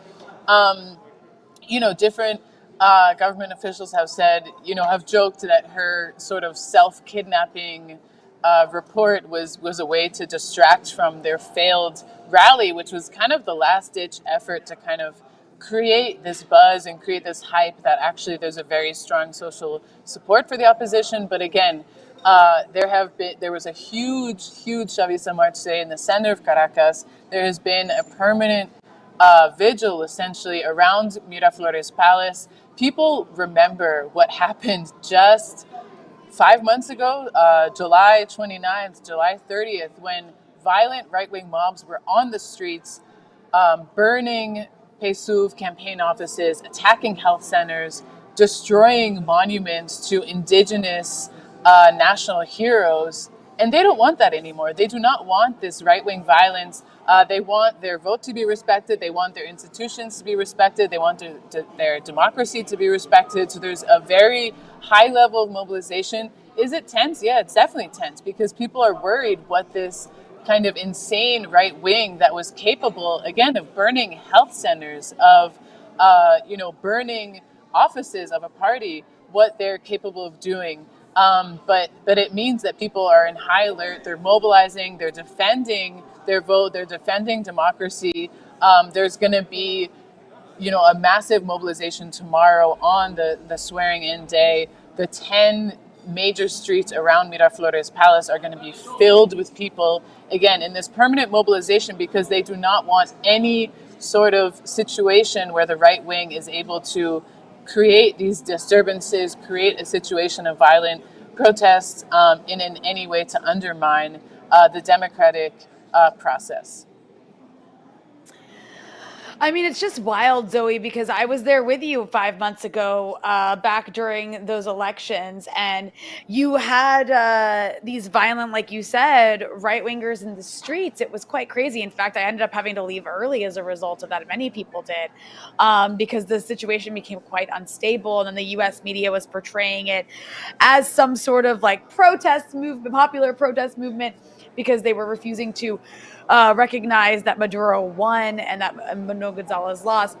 So my question for you is, I mean, I know you mentioned there were some last-ditch efforts, but is violence expected with these sort of guarimbas, if you will, the right-wing agitators on the ground that get quite violent?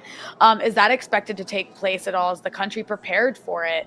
And of course, this is all happening in the midst of the incoming Trump presidency, where you have people like, Marco Rubio, who's been appointed Secretary of State. And not to say that Biden wasn't hostile to the Venezuelan government. I mean, we saw the attempted coup that we were there to witness happen under Biden. But Marco Rubio is obviously extremely hawkish on countries like Venezuela and Cuba. And I mean, if it was up to him, if he really had all the power in the world, I think he would bomb them.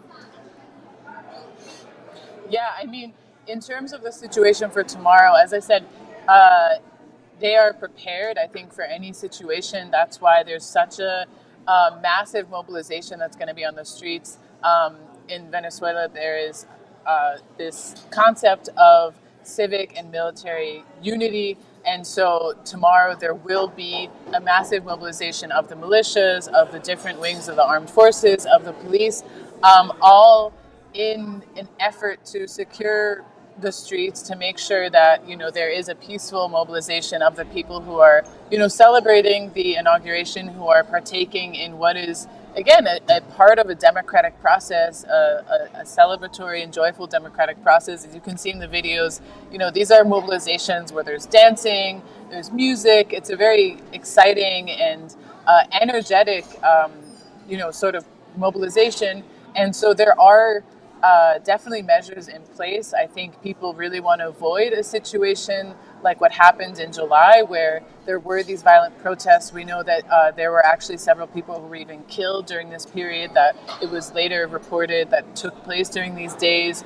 Again, offices being burned down, these attacks on public institutions. They really want to avoid that situation, which puts the people in danger, which limits mobility, where there's difficulty in accessing major roads. That's definitely a consideration, and I think that what it seems is that there are major preparations in place to kind of, for whatever happens, be prepared. In terms of the incoming Trump administration, once again, I mean, Venezuela faced probably its most difficult challenges in 2017 under the Trump administration. Of course, John Bolton, the hawk himself, overseeing this ridiculous and cruel sanctions regime. Venezuela's GDP was reduced by over 90% in like a 1 to 2 year span, devastating people's daily lives, their access to medicine, to food, to basic supplies to be able to survive. But the Venezuelan people survived. They persisted, they resisted, and they've come out of that period with, regained strength, with more conviction. And I think that there are new mechanisms in terms of the economy. There's a lot of different measures and different government programs for self-sufficiency. For example, Venezuela used to import, I think, over half of the food that the country consumed. Now, over 70% of the food is actually produced in Venezuela. So there's been a lot of changes within the country itself to prepare for a situation of a heavy sanctions regime, which it is still currently suffering under. And so having gone through all of those huge and massive obstacles and actually come out alive, come out even stronger, with more commitment to building, the communal state, to strengthen the Bolivarian revolution. I think that this, of course, people don't want more sanctions. They don't want more threats to the territorial integrity. We know there were, Trump oversaw some pretty crazy stuff during those 4 years. Let's not forget in 2020 when a $7 million bounty was put on Maduro's head by the U.S. Department of Justice. But again, people are prepared. They know that that's a possibility, and there are kind of defenses in place. It was pretty new the first time when that happened in 2017, when the oil industry was sanctioned. This was a huge blow because again, it hadn't happened before.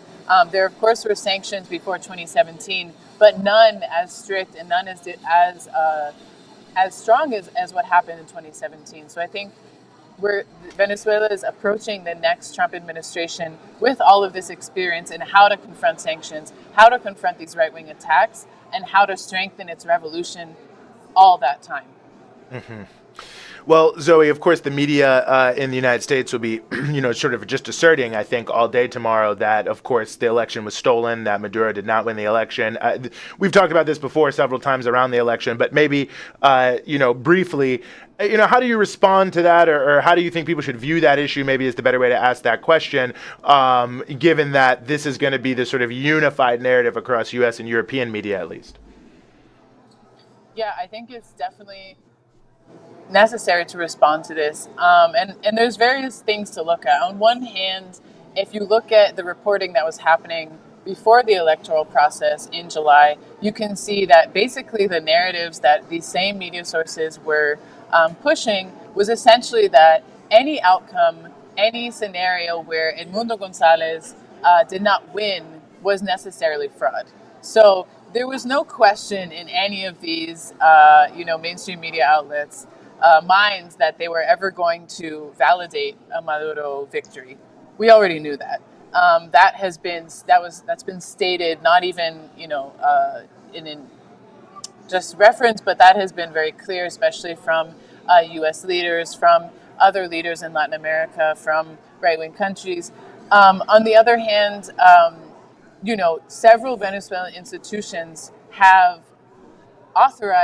validated the same results that the Venezuela's electoral authority, the CNA, released. So we know that after the vote happened, there was this, fraud narrative created around the actas, the tallies that come out of the electoral voting machines.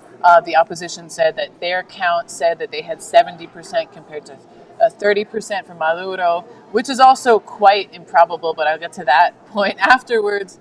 And Maduro said, okay, if you're claiming that the actas, that your actas have given this result, why don't we ask every single one of the 10 parties that participated and presented candidates and electoral coalitions to present their actas, to present these tallies, and the Supreme Court of Venezuela will verify if this corresponds to the electoral result. And that is an independent body. That is not the National Electoral Authority, which had already said that Maduro won. That is not the executive. That is a different branch of power.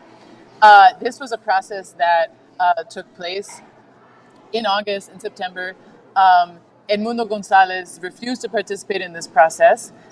And again, from the other 9 candidates and their electoral coalitions or parties, the Supreme Court said these are the results, and this is what the electoral tallies of all these different parties state.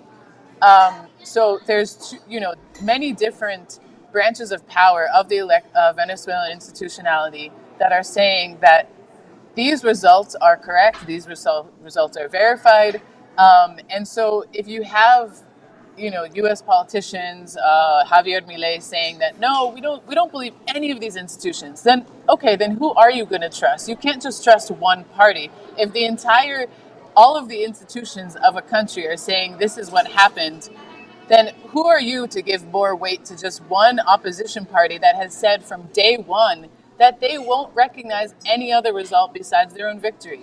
It is disingenuous to say that just because they're the opposition, their word counts over every single other institution. And then the other aspect is the numbers game. So you have Maduro win the elections with just under 52%, Edmundo Gonzalez around 44%. And again, we also have to keep in mind that these elections took place, again, as Venezuela is recovering from this huge and very difficult period of economic crisis because of the U.S. imposed sanctions regime. Of course, there's a lot of economic strife, there's hardship, And so, the numbers that they were getting in presidential elections before, 60%, 65%, had of course decreased. There are people that are frustrated with the current process. They're frustrated that the sanctions continue. They're frustrated with their way of life. Okay, the base of support has decreased 52%. The opposition claims that they won the elections in July with 70% of the vote. That is a huge and dramatic shift, which of course does not really correspond to any political reality in the country. Where did those votes come from? If that is a totally different and radical trend, they don't have any explanation for that. So, there's a lot of reasons, but I think at the end of the day, the US, Joe Biden, the European countries, mainstream media, they essentially would like to decide what Venezuelan voices matter, what Venezuelan voices count, and then any other voice is essentially not valid. It's crazy to think. I mean, they clearly have never been to Venezuela, met chavistas, seen what is actually the base of support for this government. It's working class people. It's people who have seen their lives radically changed by the Bolivarian Revolution, who have so much faith in a government that's able to provide them with free healthcare, give them access to housing, give them free education, give them a better life in a country that was dominated by a U.S. allied oligarchy that wanted to take all of its oil wealth and just sell it abroad and then pocket the earnings. They actually have faith in a project that wants to put them first. So, they should go to Venezuela. If they're going to write about Venezuela, they should talk to people who are not the opposition and see what they have to say. And I think maybe their perspective might change a little bit. Well, it'll be interesting to see how perspectives change as events develop. Tomorrow it's going to be big. I would assume that you will be covering things live from on the ground at People's Dispatch. So where can people follow People's Dispatch to get that coverage as the news breaks? Yeah, well, on all social media platforms, I think, depending on what you call all social media platforms, at People's Dispatch, on our website, peoplesdispatch.org. Follow us there. Follow Left Media Project's Breakthrough News, and don't listen to mainstream media because they think that someone who has already said that she's not detained is detained, and they're the people who are saying that Edmundo Gonzalez won the election. So what really does that say about their legitimacy? It says quite a bit. So hopefully everyone is checking out People's Dispatch. Thank you so much for joining us on the ground in Venezuela. Zoe Alexandra, editor of People's Dispatch. Thanks. Well, I'm glad that we could pop into Venezuela and say hello to Zoe, who everybody should be following, by the way, on Twitter, on Instagram. Follow People's Dispatch on Twitter, on Instagram, and of course on YouTube as well, and their website where they have excellent written reports to follow how this inauguration is going to play out in Venezuela. Absolutely. Well, Rania, we're going to have to continue covering this. I don't have a ton to say, but before we go out, just wanted to mention, obviously, the terrible situation, the ongoing fires that are happening there in Southern California. 4 fires still burning. Palisades fires burned about 26.9 square miles. The Eaton fire, which is just north of Pasadena, about 16.6 square miles. The Hearst fire in the San Fernando Valley, about 1.3 square miles. And the Sunset fire, which is in the Hollywood Hills, less than a square mile, but still very densely packed area. I don't have the exact early tolls. I saw earlier this morning 5 people had died. So that's at least 5 people. 180,000 people under evacuation orders.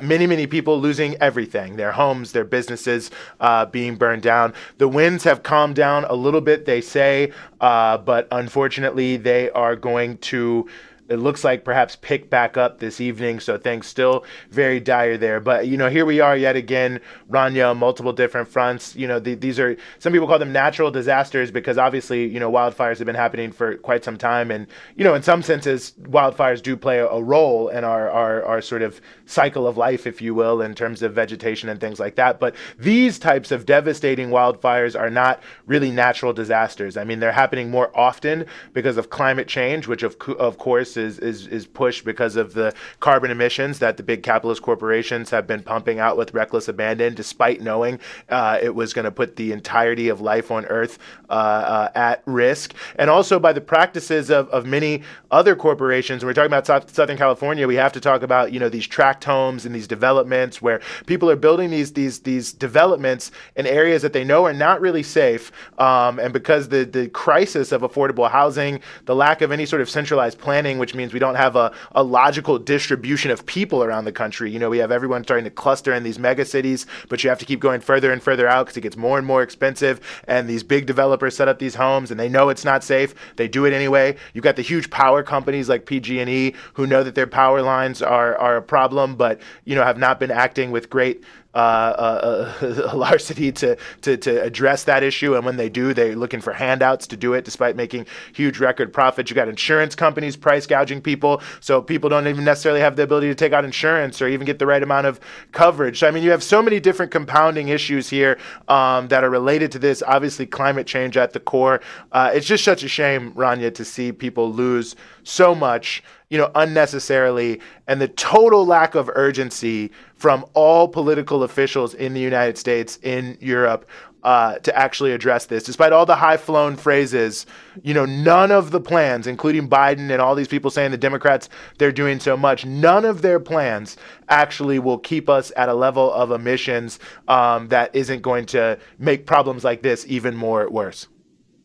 I mean, the question becomes if the mainstream media, which of course is just the ruling class media, even connects this to the issue of climate change and a refusal to change the way the world's economy functions. So it's not just dumping carbon emissions constantly into the atmosphere for profit, but they don't even go that far. I mean, there's so many different angles to this, Eugene. And I mean, we're going to have to come back to it because I know we don't have much time to cover everything. But in addition to everything you mentioned on like a more local level than the issue of climate change, and there's these insurance companies trying to get out of, paying for the damage, and that we're already not even giving insurance anymore. But, I saw this Yemeni guy I follow on X. God, it still feels weird calling it that, but on Twitter, whatever. I'm going to say Twitter. Sorry. I can't. I'm just an old school person like that.